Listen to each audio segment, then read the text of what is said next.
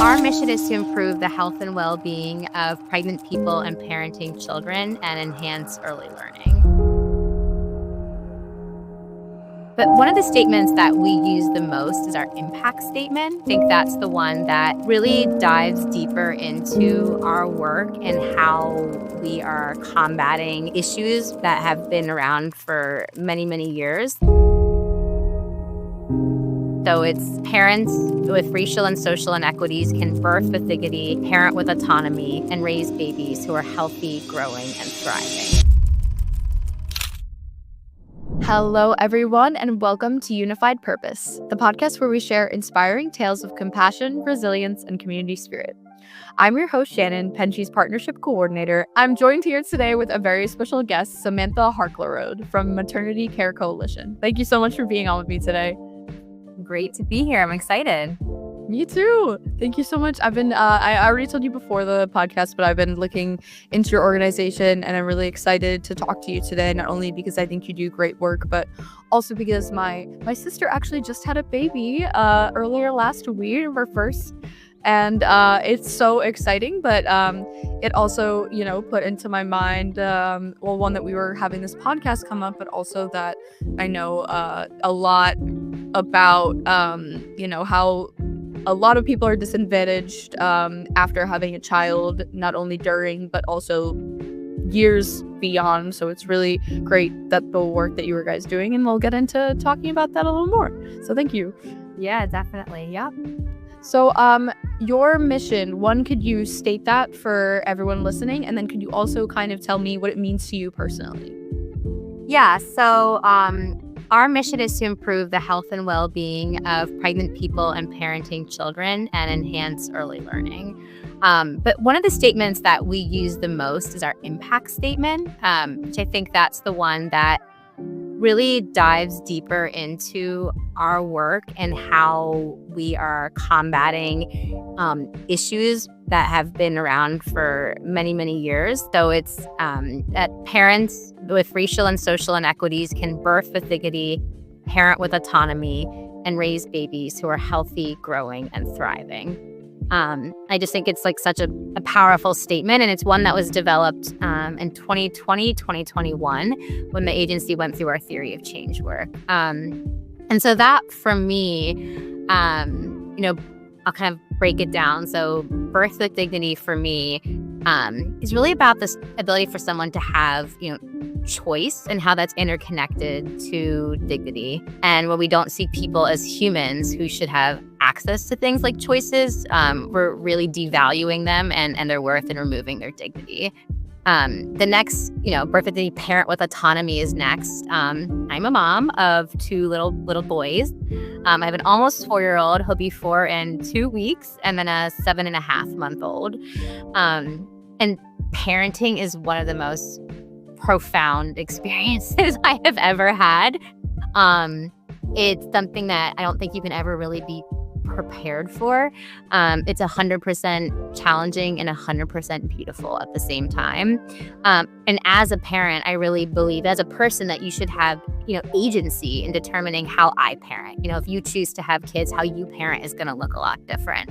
And every parent should be able to do that. And, my husband and I make decisions based on our, experiences growing up, our cultural influences, the education we've had. And so for that connection, for me and at MCC, our role is we provide parents with resources and services and education, but we work with them in making their own parenting choices and their own parenting decisions.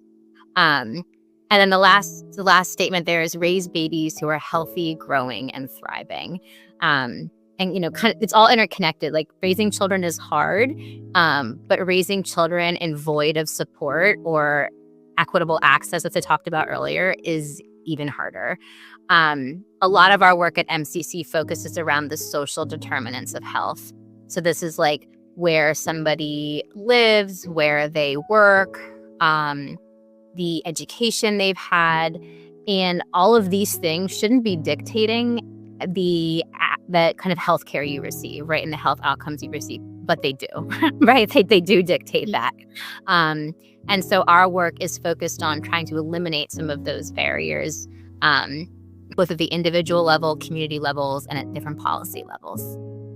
That's beautiful. So okay, so you actually just touched on a couple, but I was wondering if you could kind of lay out some prime examples of the ways parents can be negatively impacted by racial and social inequalities, so that for anyone that wouldn't know off the bat, like, what those are. Yeah. So to think of the social determinants of health there. So, if you think of access, so simply like, how are you getting to the doctor's office? Do you have access to things like transportation? Is there a health center in your community, or are you traveling a far ways to get there? Do you have childcare for maybe other children that while you're taking your pregnant self or maybe your newborn to the doctor, you have somebody else caring for your other children? Then we think of, racial bias. Like when you go to the doctor, does the doctor look like you? Do they have a unique understanding and experience of what it's like to be a Black woman who's, birthing in America? And a lot of the times that's no. And so people are experiencing both and being able to access that, but also in what it's like to show up in that space and feel safe and heard and valued, and, the things we talk about with dignity. And it's just it's pervasive and predominant throughout, the experience of many people who are Black and brown and just like walking through America. And so, we're taking that and both, again, doing work at the policy level, but also at the individual and community level. In our I guess we can just talk about our state. Like, we don't have paid leave. And so that's just like a policy that if we had that, especially for parents who don't have support systems, who are being demanded to go back to work just weeks after giving birth, this would allow them to have that paid leave to care for their body after just delivering a human and to care for their newborn. Yeah, no, I definitely resonate with that, seeing my sister go through that exact thing for paid leave is incredible. It's actually her husband, his paternity leave is so generous in comparison to hers. And that's fantastic, but it's just baffling. It's great. Like, yes, it's nice that someone is able to be home for much longer, but it's difficult. And then after that, at some point, they're both going to have to be here, and then they're both paying for childcare. And that's just it's a struggle, and it's so much more of a struggle for anyone that anyone experiencing inequality, or someone below a certain income bracket. It's so much more troubling. And I definitely resonate with the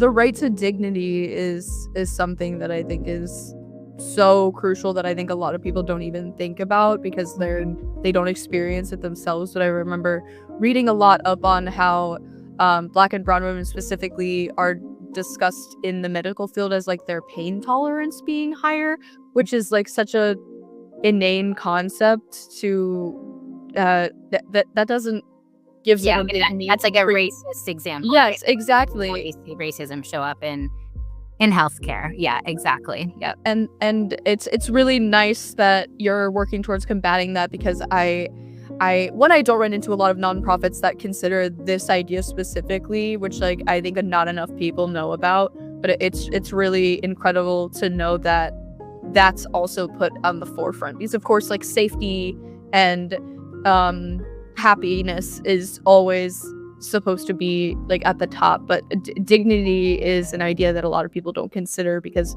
there's so many racial biases that people don't factor into how they're talking about things. Yeah, exactly. And I think, like, the parenting is hard for anybody, but I think especially if you are walking through life with having experienced, constant or racism, like, it definitely makes it more challenging. Yeah, exactly. And it's like it's difficult to do what you need to do when everyone is judging you or just like treating you in a way that you wouldn't like to be treated. That's so awful. I'm so bad at getting a track. It's very, this is a topic that I really care about. But could you tell me a little bit more about, okay, so you did mention that you're also a mother and maybe that's why you got involved in this, but is there like kind of a story behind how you got involved in this work, like kind of how it all started and what inspired you to get involved? Yeah. So I worked in nonprofits my entire career. I started off in fundraising a bit, doing some grant writing. And it was that first experience that I realized, fundraising matters. Like if you don't have a healthy revenue stream or a diverse revenue stream, you can really put your organization at risk, even if you could care to the moon and back about the mission. And so that was like an interesting note, like, okay, I'll remember that. I then did some nonpartisan campaign work during the 2012 presidential election year, and then started doing direct service work and working with families here in Philadelphia, in the West Philadelphia area. And I really loved being in a community-based nonprofit. Like I found that to just be a really strong way to connect with the mission. I liked working with the people, liked being in the community. And my boss at the time, who is a close friend of mine as well, you should have her on the podcast. She would just say to me, like, wow, your brain, you think, really strategically, you're really good at talking to people. Like, I think you could really bring a lot of worth to a nonprofit if you did fundraising at this larger scale, or if you did more like leadership stuff. And I was like, okay. So she and I talked about that, and not only a friend, but like a mentor of mine. And so that really took me down this path of, okay, let me get really good at fundraising. And if I can get really good at fundraising, I can take that skill and work at a community-based nonprofit. So I went and got a job at Penn and was at the University of Pennsylvania for 7 years. And learned fundraising, like the ins and outs of it. And really, really grateful for that experience. I got my master's while I was there as well in nonprofit leadership.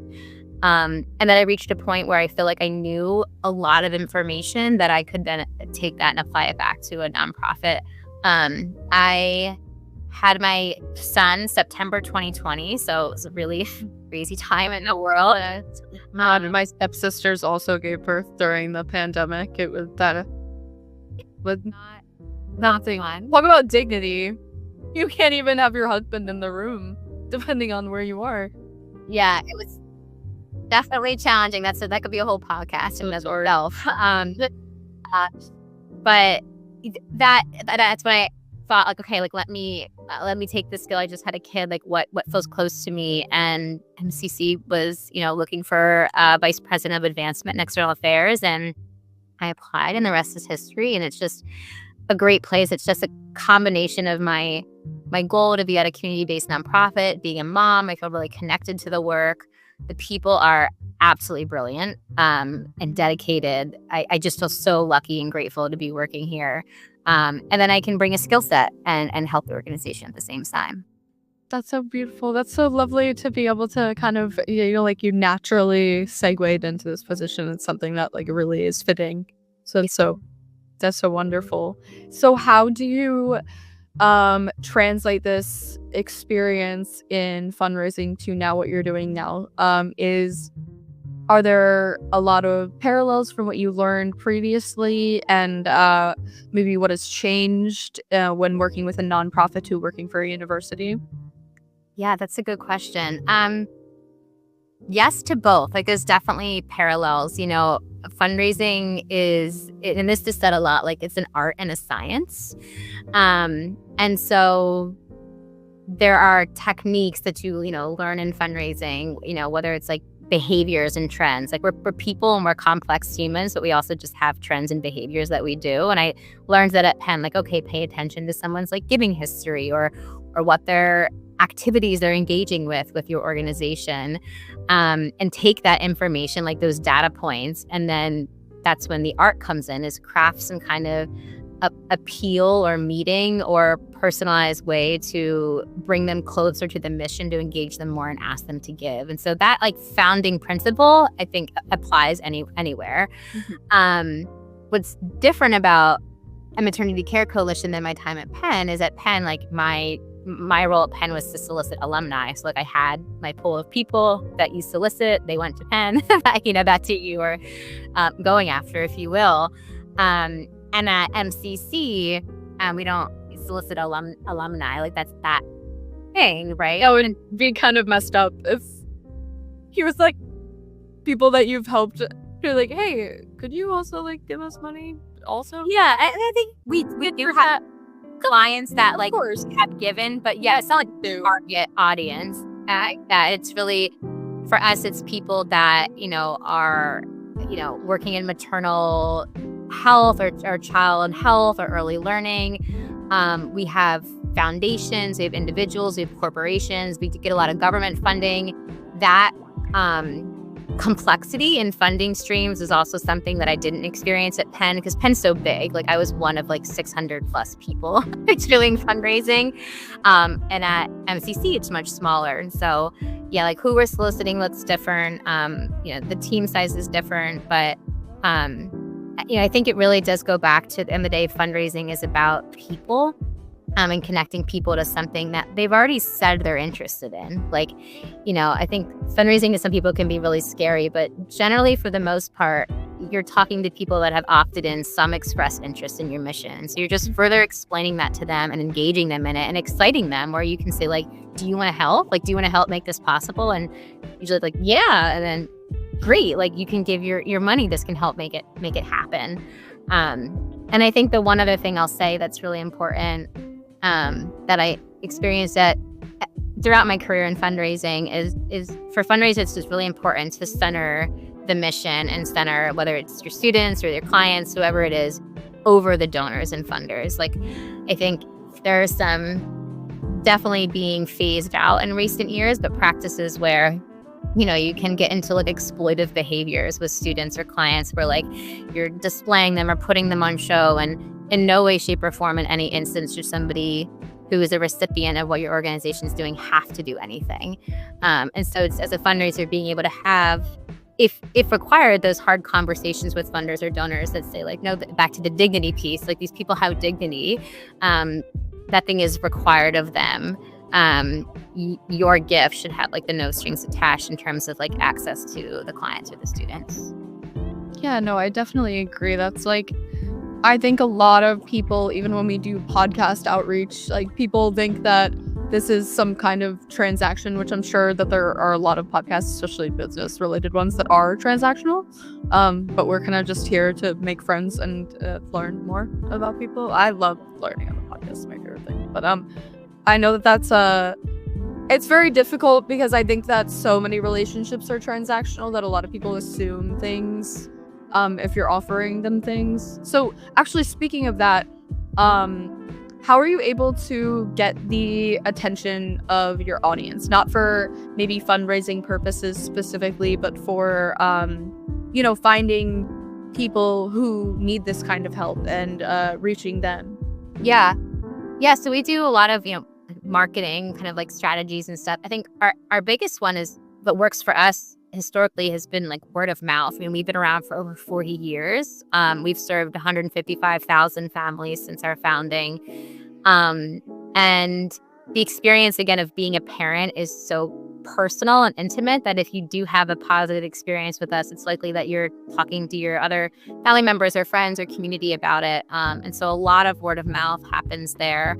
A lot of word of mouth with our partners. So we work with like other providers, hospital systems. They'll recommend us to families, funders as well, like talking about, have you heard of MCC or supporting their work? One of our, it's a brilliant marketing campaign and it still exists to this day, is the idea of our work was to go into communities. And so we have vehicles that are wrapped with our marketing on them, and they're called the Mom Mobile. And so actually a lot of communities that we're in may be like, oh, I know you as the Mom Mobile. I didn't realize we we were formerly called Maternity Care Coalition. And so like that's a fun thing to embrace, right? And at one point the cars had like eyelashes on them. Like I love that. yeah, I love that. I think that was a really fun technique, and we still have that. We still have wrapped cars, and we're actually in the process of getting wrapped minivans and a wrapped cargo van that will deliver resources and supplies to communities. It just got outfitted inside, and I did nothing with that. That was other teams at MCC. It's incredible, though. But those are great, like, you know, I think guerrilla marketing tools, like in the community. We do a lot of events. We do a lot of like thought leadership is one of our focuses. So we both host events and speak at events, attend events, and speaking about our work. And then we have, you know, traditional and digital marketing campaigns to reach people. So we, you know, do both like traditional and earned media, social media, website. We produce flyers, palm cards, brochures. We've done a lot of billboard campaigns as well. We're currently working on some video projects, which we're excited about because I feel like it feels fancy to have video production happening for us. Yeah, that's amazing. That'll be nice when that is produced and comes out. Yeah. Yeah, that's really great to hear. I love hearing a stacked marketing plan because I think that it's really unfortunate, but it's common that a lot of, and you guys have been here for a really long time, so it's really great that you've built up to this point. You know that a lot of nonprofits struggle with marketing because, you know, they have like one person doing all of their marketing, or even like design related things like planning events, all of these things, and they're really spread very thin. So it's really so great to hear that you have all of these plans. I love the car is amazing. I think that's incredible. It's good that you're also doing events and billboards, all of these things. It's great to spread the word because I think a lot of nonprofits, you know, they don't have the reach that they want. You know, they're doing great things, but a lot of people just don't know about them. Yeah, and we're really lucky. I think being here in our tenure helps with that. But I think if there's any funders out there listening to this podcast, like this kind of work matters, you know, because it is related back to client recruitment and getting your name out there so you can help provide these services to people. And we're really lucky, and we do have some incredible funders and donors who see that, acknowledge it, and direct their funding towards it because they know it makes a difference. And a lot of organizations don't have that. And that, to your point, then they're operating on a shoestring budget for something that is really needed to make sure that their respective clients get the services they deserve. Yeah, and I think that's it's hard for a lot of nonprofits, but it's really just reassuring to hear that you guys seem to be set with that or doing well. But you know, funders, you're right, guys. If you're listening, it's always great to have more money, especially as a nonprofit. So, okay, speaking of help, can you share more about your volunteer process and how people can sign up? Yeah, so you can go to our website, www.maternitycarecoalition.org, and we have a volunteer form there. And so you can fill that out, and there's different areas that you can express that you have like skill set in or interest in. And then we take that and we look at that and say, okay, what opportunities do we have available currently that match with that? We have committees across the organization that help with different respective areas. So I run the advancement committee, which primarily is people that are in fundraising that want to help lend their expertise and partnership.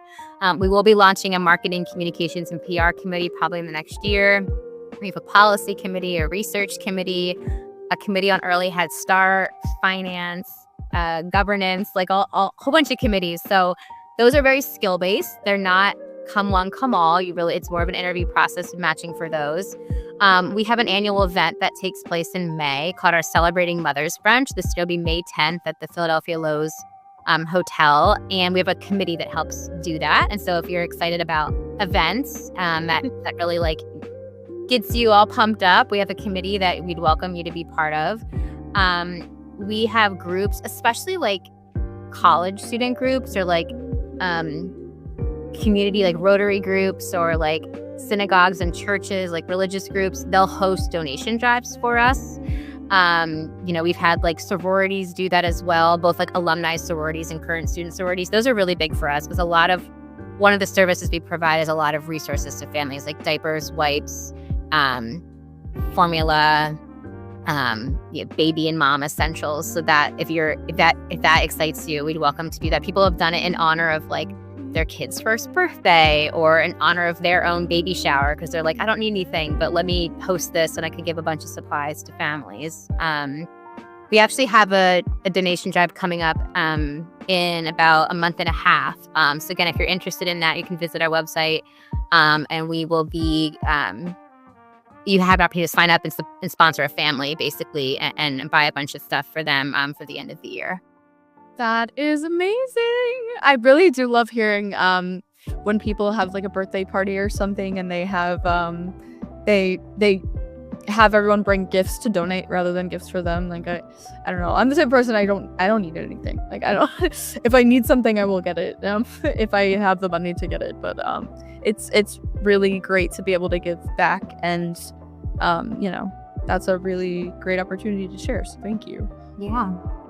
Unfortunately, this is all the time we have for today, and I really appreciate. I'm so sorry to cut it short because I really appreciate talking to you today and learning more about this organization. No, it was great. I'm glad you had me on, and hopefully we can talk again soon. Thank you so much. I really appreciate it. And everyone at home, please don't forget to like and subscribe to hear more stories like this one. I really appreciate you watching, and don't forget to donate. We'll put everyone's information in the bio so that you'll be able to click on it. Thank you so much. Have a good day.